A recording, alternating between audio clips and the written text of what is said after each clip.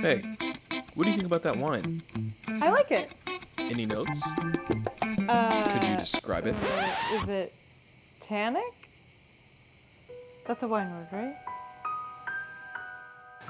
If that's ever been you, where you're nervous or scared or anxious or don't know what to say when someone asks you about wine, don't worry, it's totally normal. The fact that you get scared or nervous or anxious when people ask you about wine is why I have a job. I'll introduce myself. My name is Ashwin Mathaya. I am an author, a documentary host, and a sommelier, but I'm not the whole-y kind. I just happen to really like wine, and I want to teach you everything about it. One of my fundamental core beliefs is that wine is for everyone. In this chapter, in this mini course, I'm going to teach you the words that you can use to describe most wines, and I'll relate it to experiences that you probably can understand when you taste a wine. This is based off a framework that we use in our Unpinned membership, which has a full course on tasting wines and understanding wines. So if you find this useful, by all means, go check that out. We'll make sure we include details on where to find it. Let's dive in. There are 3 parts that I want to talk about in terms of what you'll taste when you taste a wine. The first one is if you take a sip of wine and you notice that it is sour. You notice that it is making this part of your mouth kind of light up. You're starting to salivate. What that is telling you is that the wine is high in acidity, and there are a bunch of words that you can describe that feeling. You can call it bright, lively, young, fresh.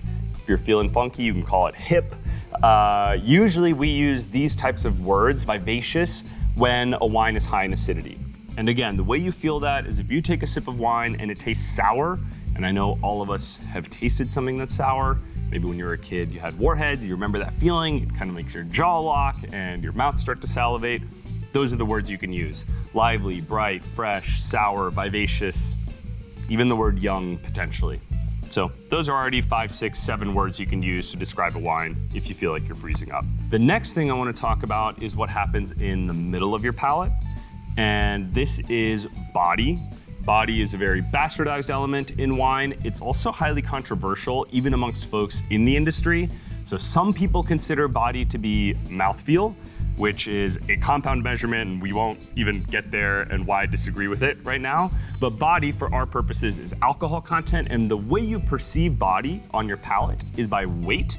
So does the wine move more like water, or does it move more like molasses? Of course, the wine will never move like water, and it will never move like molasses, but those are the bookends. And if you feel a wine that's moving in your mouth that's like kind of hard to move, you could say that it's full-bodied, it's heavy, it's big is even a word sometimes we'll use. So those are 3 words for a wine when you drink it and it's a little bit hard to move in your mouth. You kind of know what I'm picturing, like even this wine, I know you can't taste it, but it's reasonably full-bodied. So big, heavy, full. You don't really want to say thick. That's, I think, not the nicest thing to say about a wine or a person. So yeah, maybe we'll X that one out. We're not gonna say thick, but full, heavy. The next piece and the final piece we're gonna talk about in this mini course is tannins. This happens in the front of your mouth. So if when you take a sip of wine and you swish it around a little bit, which I encourage that you do, and we talk more in our full course about why that's useful. The quick preview is you have taste buds everywhere in your mouth, your tongue, your gums, your lips, so you want to coat all those surfaces. If you feel like your mouth is going dry, like the wine is pulling moisture out of your mouth, that is what tannins are, and you can call it tannic, astringent, drying. It's confusing because the word dry in wine means low in sugar, but drying is the feeling you get on your palate when a wine is high in tannins. And these are all words that you can use, and you can probably relate to senses that you have when you taste a wine. I hope it proves useful for you and solves that wine anxiety problem when someone asks you, what do you think about this wine? You have a tool chest of words that you can use to describe it. We entirely glossed over the concept of aromas, and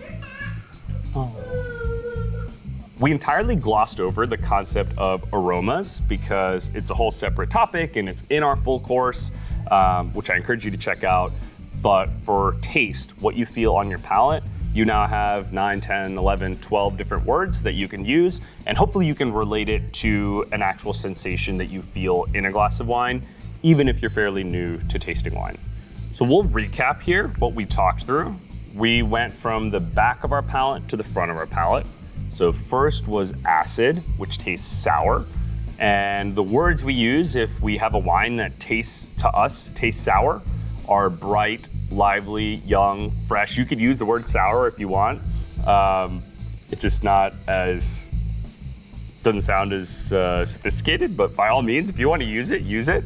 Maybe don't use it with a winemaker because they'll probably take that as an insult as opposed to, yeah, it's definitely not a good thing if you say a wine tastes sour. But if it tastes sour to you, feel free.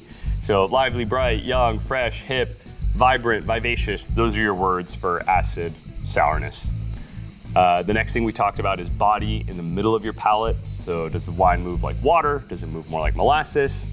Again, it will never move like either of those things, but does it move more like water or more like molasses? If a wine is full-bodied, as in high alcohol, you can say it is full, it is heavy, it's big. And this is a sensation you might get when a wine is high in alcohol. Sometimes it will actually feel hot. It will feel temperature hot. And so that's actually a word you can use in wine. It usually indicates a flaw. It's not a good thing if a wine feels hot.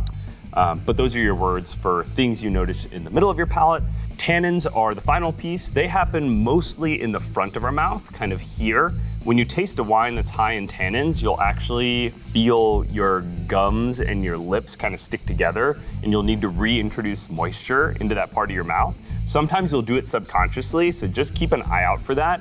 And words we use when a wine is high in tannins is high tannins or astringent, tannic. You can use the word drying, which is the sensation that happens, but it causes some confusion because dry in wine means low in sugar. So we try to stay away from the word drying in order to avoid that confusion. But these are the words you can use to describe a wine, hopefully avoid that wine anxiety. If you love wine and want to feel more comfortable talking about it, selecting a wine at a restaurant, finding a wine at a wine store, and knowing what's going to be inside the bottle before you buy it, try out our full course. We also have live tastings and stuff, so you can ask me whatever questions you got. Cheers.